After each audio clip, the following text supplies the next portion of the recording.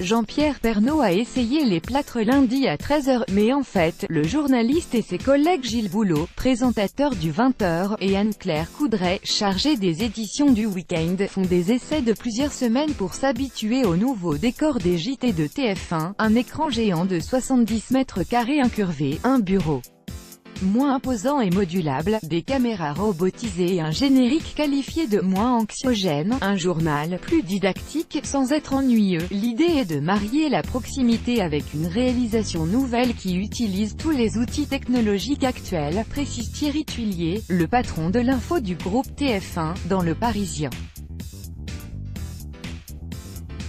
On veut essayer d'être plus didactique sans être ennuyeux. La vedette de ce nouveau plateau est un écran fresque incurvé de 70 mètres carrés, situé en arrière-plan, et qui donnera une sensation d'immersion encore plus importante aux téléspectateurs. Il est composé de centaines de petits modules LED, conçus spécialement pour la chaîne, qui dit être la première à en disposer en Europe. Parmi les autres nouveautés, la table, qui remplissait autrefois l'espace, et avait déjà été réduite au fil des ans, se fait toujours moins imposante et encore plus modulable. Right arrow nouveau décor, right arrow nouveau format, alarm clock J3 avant de découvrir-le.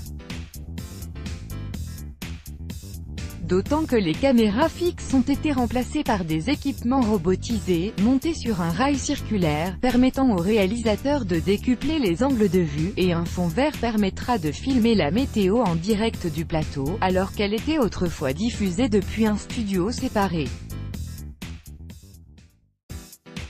Ce nouvel espace permettra de faire évoluer les formats, avec par exemple l'utilisation de la 3D et de nouvelles rubriques récurrentes, comme le tuto, un court module didactique. Un générique moins anxiogène. La chaîne a également revu son générique, sur le plan visuel et sonore.